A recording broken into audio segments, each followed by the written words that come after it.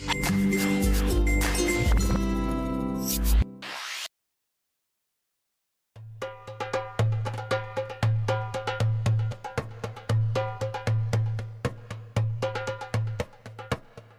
Yunus alaihi salam adalah orang yang salih. Sejak sebelum diangkat menjadi nabi dan rasul, beliau memang seorang ahli ibadah yang tekun.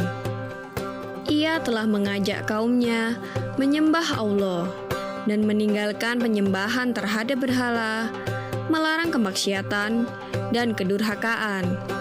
Namun di antara sekian banyak kaumnya itu, hanya 2 orang yang mau mengikutinya. Mereka adalah Rubil dan Tanu. Rubil adalah seorang yang alim dan bijaksana, sedangkan Tanu seorang yang tekun dan sederhana. Nabi Yunus alaihi salam mengatakan kepada kaumnya, jika dalam waktu 40 hari mereka tidak mau bertaubat, maka akan diturunkan azab oleh Allah Subhanahu wa Ta'ala. Namun ternyata kaumnya tidak ada yang mau memperhatikan peringatan Nabi Yunus dan malah berani menunggu datangnya azab itu. Nabi Yunus pun putus asa atas perilaku kaumnya. Ia pun akhirnya pergi meninggalkan kaumnya dan tempat tinggalnya. Setelah lewat 40 hari, tiba-tiba muncullah awan gelap di pagi hari. Dan di siang harinya, mereka melihat cahaya merah, seperti api hendak turun dari langit. Kaum Nabi Yunus pun pada akhirnya ketakutan dan berbondong-bondong mencari Nabi Yunus, namun tidak ditemuinya. Lalu mereka bertaubat dan menjalankan ajaran Nabi Yunus, dan azab Allah Subhanahu wa Ta'ala tidak jadi diturunkan. Nabi Yunus alaihi salam tidak tahu harus pergi kemana. Ia pun akhirnya tiba di tepi laut dan menumpang pada sebuah kapal. Sebenarnya penumpang kapal sudah cukup banyak, dan ketika di tengah laut, kapal itu kehilangan kendali akibat dihantam badai dan ombak yang dahsyat. Semua perbekalan dan barang-barang sudah dikurangi, namun ternyata kapal itu tetap kehilangan kendali. Sang nahkoda memutuskan untuk melempar salah seorang penumpang ke tengah laut yang ganas itu. Maka diadakanlah undian di atas kapal. Dan sampai 3 kali, selalu nama Nabi Yunus yang muncul. Tak dapat ditolak lagi, maka Nabi Yunus dilempar ke tengah laut. Allah Subhanahu wa Ta'ala tidak menghendaki Rasulnya binasa. Seekor ikan paus besar diperintahkan untuk menelan hidup-hidup Nabi Yunus. Di dalam perut ikan paus itulah Nabi Yunus menyadari akan kesalahannya yang telah meninggalkan kaumnya. Ia berdoa kepada Allah dan bertobat kepadanya. Ya Allah, tiada Tuhan selain Engkau, Maha Suci Engkau. Sesungguhnya aku telah menganiaya diriku sendiri, dan aku termasuk golongan orang yang zalim. Doa Nabi Yunus di dalam perut ikan paus. Atas kesungguhannya dalam berdoa dan bertaubat, maka dengan rahmat Allah Subhanahu wa Ta'ala, Nabi Yunus dikeluarkan dari perut ikan paus. Ia pun terdampar di tepi pantai dalam keadaan yang sakit dan lemah. Setelah Allah mengembalikan kekuatan dan kesehatannya, ia segera kembali ke kaumnya.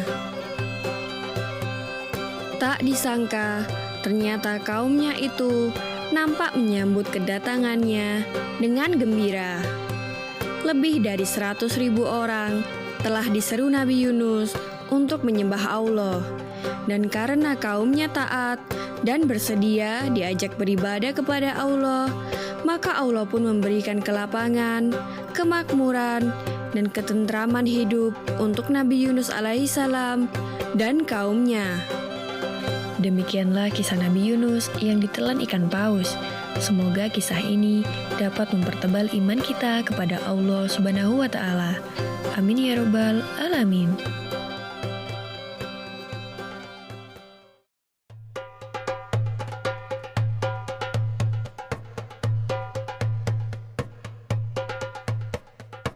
Nabi Lut alaihi salam adalah keponakan Nabi Ibrahim alaihi salam. Beliau tinggal di daerah Palestina dan bertetangga dengan Nabi Ibrahim. Sesudah diangkat menjadi nabi dan rasul, Nabi Lut ditugaskan untuk berdakwah di negeri Sodom, sebuah negeri yang penduduknya sangat durhaka dan juga sesat. Kaum Sodom tidak hanya menyekutukan Allah, mereka juga memiliki moral yang sangat tidak baik. Mereka menikah dengan sesama jenis, laki-laki dengan laki-laki, dan perempuan dengan perempuan.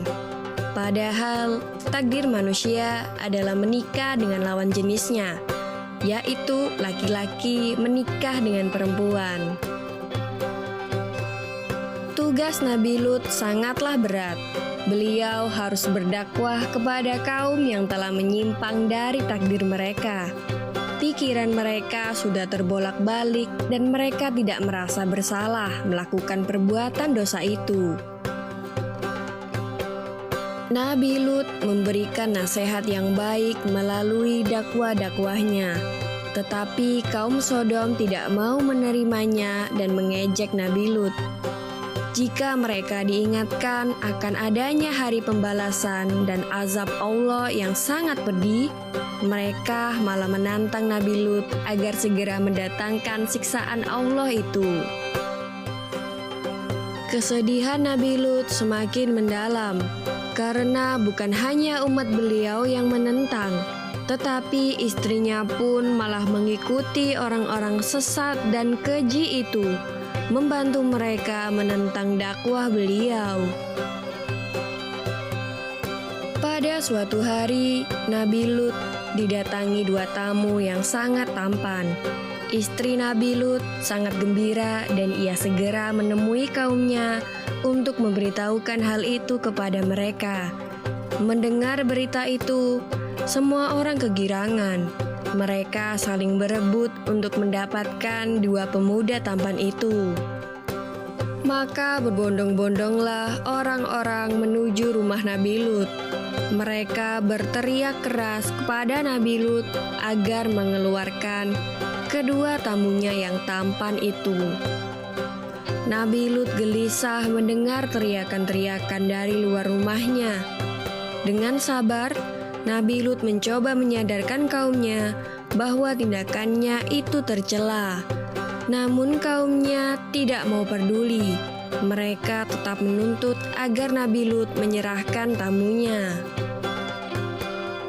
Di saat yang genting itu, tiba-tiba kedua tamu Nabi Lut mengatakan bahwa sebenarnya mereka adalah utusan Allah. Kedua tamu itu menyarankan agar Nabi Lut untuk tenang dan meminta Nabi Lut sekeluarga beserta pengikutnya untuk meninggalkan negeri Sodom di malam hari, dan kedua utusan Allah itu juga meminta Nabi Lut dan pengikutnya untuk tidak berpaling melihat ke belakang. Maka keluarlah Lut sekeluarga melalui pintu belakang. Hari menjelang pagi, penduduk Sodom yang menunggu di depan rumah Nabi Lut tak sabar lagi. Mereka nekat mendobrak pintu rumah Nabi Lut. Seketika mereka bersorak begitu melihat kedua pemuda tampan itu di dalam rumah Nabi Lut. Tetapi maksud mereka untuk membawa kedua pemuda tampan itu sirna, karena tiba-tiba sepasang mata mereka tidak dapat melihat lagi. Mereka diazab oleh Allah hingga menjadi buta. Keesokan paginya, datang lagi azab Allah yang lain.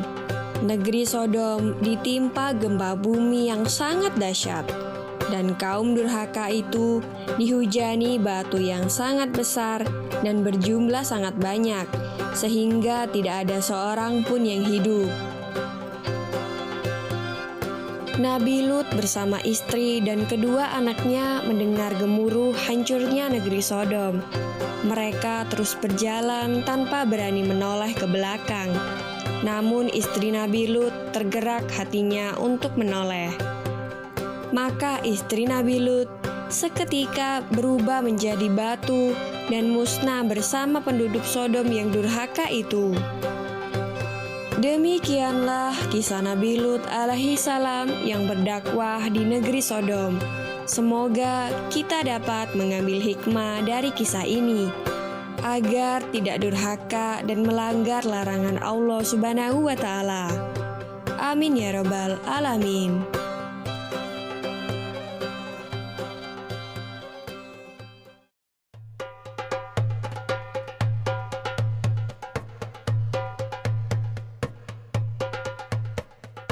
Nabi Ayub alaihi salam adalah cucu dari Nabi Ishak bin Ibrahim alaihi salam.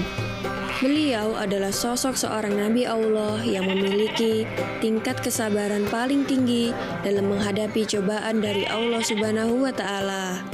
Nabi Ayub alaihi salam adalah orang yang kaya raya. Hartanya melimpah ruah dan ternaknya sangat banyak. Ia hidup makmur dan sejahtera. Hidup Nabi Ayub dipenuhi kesenangan, namun beliau tetap tekun untuk beribadah. Beliau juga gemar berbuat kebaikan dan suka berbagi kepada siapapun. Semua orang memuji kebaikan, ketulusan, dan keikhlasan Nabi Ayub dalam berbuat kebaikan. Bahkan para malaikat pun juga memuji beliau. Hal ini membuat iblis merasa iri dan dengki. Ia tidak suka ada manusia yang begitu solehnya. Iblis pun berniat membuat Nabi Ayub menjadi sesat. Iblis lalu mencoba sendiri menggoda Nabi Ayub agar ia tersesat dan tak mau bersyukur kepada Allah. Namun ternyata iblis gagal. Iblis pun tidak menyerah. Ia dan para pembantunya kemudian mulai menyerbu keimanan Nabi Ayub. Mula-mula mereka membunuh semua ternak. Kemudian mereka merusak kebun Nabi Ayub dan juga membakar semua harta kekayaan beliau. Namun Nabi Ayub dan anak istri beliau tetap rajin beribadah dan tidak pernah mengeluh. Mereka semua menerima takdir dengan ikhlas. Iblis dan para pembantunya kemudian mendatangi putra dan putri Nabi Ayub di rumah. Mereka menggoyang-goyang tiang rumah sehingga roboh dan semua anak Nabi Ayub meninggal dunia. Iblis mengira usahanya berhasil menggoyahkan iman Nabi Ayub yang sangat menyayangi putra dan putrinya itu. Meskipun Nabi Ayub merasa sedih dan menangis, tetapi jiwa dan hatinya tetap kokoh dalam keyakinan bahwa jika Allah yang Maha Pemberi menghendaki semua itu, maka tak ada seorang pun yang mampu menghalanginya. Iblis pun tidak patah semangat. Iblis kemudian menaburkan penyakit di sekujur tubuh Nabi Ayub sehingga beliau menderita sakit kulit yang menjijikkan. Semua tetangga dan orang sekitar menjauhinya karena takut tertular. Mereka menginginkan Nabi Ayub segera pergi meninggalkan lingkungan mereka. Maka pergilah Nabi Ayub dan Rahmah istrinya ke sebuah tempat yang jauh dari pemukiman manusia. Penyakit Nabi Ayub sudah bertahun-tahun tak kunjung sembuh. Namun Nabi Ayub tetap bersabar. Suatu hari Rahmah hendak membeli bahan makanan dan ia pun pergi keluar. Ternyata saat itu Nabi Ayub sedang membutuhkannya. Berkali-kali Nabi Ayub memanggil istrinya, tapi tak ada sahutan dari istrinya itu. Nabi Ayub merasa kesal. Terbesit dalam benak beliau bahwa Rahmah sengaja pergi meninggalkan beliau. Nabi Ayub lantas bersumpah akan memukul Rahmah 100 kali jika ia kembali nanti. Nabi Ayub alaihissalam kemudian berdoa memohon kesembuhan kepada Allah. Allah Subhanahu wa Ta'ala memerintahkan Nabi Ayub agar menghentakkan kakinya ke tanah. Lalu dari tanah itu keluar air yang sejuk dan segar. Nabi Ayub lantas membersihkan sekujur tubuh beliau dengan air itu. Seketika itu pula penyakit Nabi Ayub sembuh, dan kulit tubuhnya kini kembali seperti sedia kala. Wajahnya pun kembali bersinar dan memancarkan wibawa yang luar biasa. Rahmah akhirnya pulang, dan betapa terkejutnya ia ketika melihat suaminya sudah sembuh. Dan ia juga meminta maaf karena telah hampir kehilangan kesabaran dalam merawat Nabi Ayub yang sakit. Nabi Ayub pun memaafkannya dan bercerita bahwa ia telah terlanjur bersumpah untuk memukul Rahmah sebanyak 100 kali. Beliau sangat bingung, karena dalam benaknya beliau tidak tega untuk menyakiti istrinya yang sangat setia itu. Akhirnya turunlah perintah Allah agar Nabi Ayub mengambil 100 helai rumput, mengikatnya lalu memukulkannya 1 kali ke tubuh Rahmah dengan pelan. Nabi Ayub pun melaksanakan perintah Allah itu untuk memenuhi sumpah beliau. Rahmah sama sekali tidak merasa sakit dengan pukulan 100 helai rumput itu. Nabi Ayub alaihissalam kini telah sembuh seperti sedia kala. Tak ada lagi orang yang menjauhinya. Mereka kembali menerima Nabi Ayub. Karena kesabaran beliau pula, Allah mengaruniakan lagi harta berlimpah kepada Nabi Ayub alaihissalam. Demikianlah kisah Nabi Ayub alaihissalam yang sabar dalam menghadapi cobaan. Semoga kita dapat mengambil hikmah dari kisah ini dan senantiasa sabar dan ikhlas dalam menghadapi cobaan dari Allah Subhanahu wa Ta'ala. Amin ya Rabbal 'Alamin.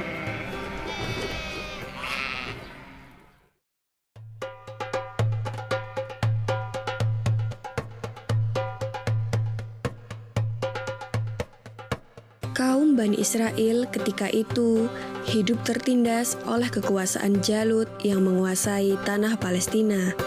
Jalut adalah seorang penguasa kejam dan bertubuh sangat besar seperti raksasa. Pada masa itu, tidak ada satu manusia pun yang berani dan mampu melawan Jalut. Allah Subhanahu wa Ta'ala kemudian mengangkat seorang penggembala Bani Israel yang bernama Talut untuk menjadi pemimpin kaum mereka, di mana saat itu Bani Israel dikenal mempunyai sifat keras kepala. Terbukti pada awalnya Bani Israel menolak, karena Talut hanya seorang penggembala miskin. Hal tersebut dijelaskan Allah Subhanahu wa Ta'ala dalam Al-Quran Surat Al-Baqarah ayat 247 yang berbunyi, Nabi mereka mengatakan kepada mereka, sesungguhnya Allah telah mengangkat Talut menjadi rajamu.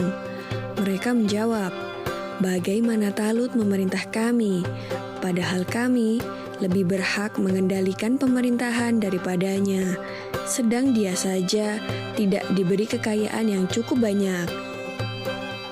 Nabi mereka berkata, sesungguhnya Allah telah memilih rajamu dan menganugerahkan ilmu yang luas dan tubuh yang perkasa.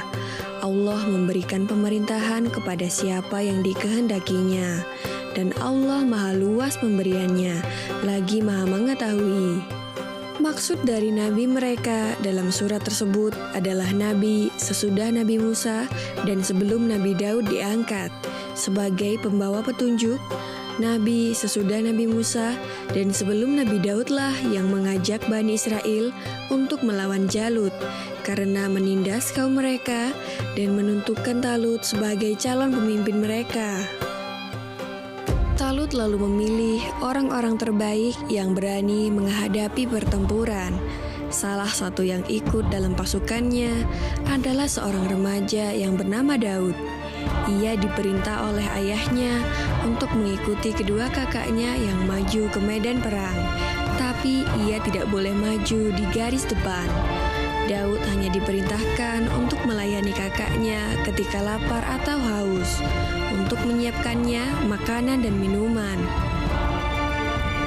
Jumlah pasukan Talut saat itu jauh lebih sedikit dibandingkan dengan pasukan Jalut, sang penindas.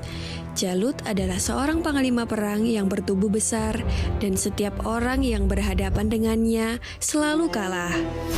Talut lalu berdoa kepada Allah Subhanahu wa Ta'ala, "Ya Tuhan kami, curahkanlah kesabaran atas diri kami dan kokohkanlah pendirian kami dan tolonglah kami dalam menghadapi orang-orang kafir." Maka dengan kekuatan doa itu, mereka menyerbu pasukan Jalut dengan gagah berani. Pasukan Jalut tak mengira bahwa lawannya yang berjumlah sedikit itu mempunyai keberanian bagaikan singa yang terluka. Dan pada akhirnya, pasukan Jalut dapat dikalahkan, sehingga hanya tersisa Jalut dan beberapa pengawalnya saja. Talut dan pasukannya tak ada yang mampu menghadapi raksasa itu. Talut pun lalu berkata, "Siapa yang dapat mengalahkan Jalut, maka ia akan diambil sebagai anak menantuku dan akan mewarisi kerajaan." Lalu di saat itulah Nabi Daud yang masih remaja mengajukan diri untuk bertarung melawan Jalut. Maka dimulailah pertarungan yang tidak seimbang itu. Dengan menyebut nama Allah dan hanya berbekal sebuah ketapel dan 3 buah batu kerikil, Nabi Daud tidak ragu untuk melawan Jalut. Nabi Daud selalu bisa menghindar dari tebasan pedang Jalut. Berkat keteguhan imannya kepada Allah Subhanahu wa Ta'ala, maka pertolongan pun diturunkan kepadanya. Kemudian Nabi Daud melemparkan batu ke udara menggunakan ketapelnya. Dengan izin Allah Subhanahu wa Ta'ala, angin menjadi sahabat Nabi Daud dan membuat batu meluncur dengan cepat.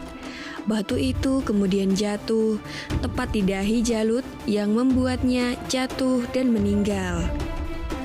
Talut pun menepati janjinya dan akan menikahkan putrinya serta memberikan separuh kepemimpinan kerajaan Bani Israel.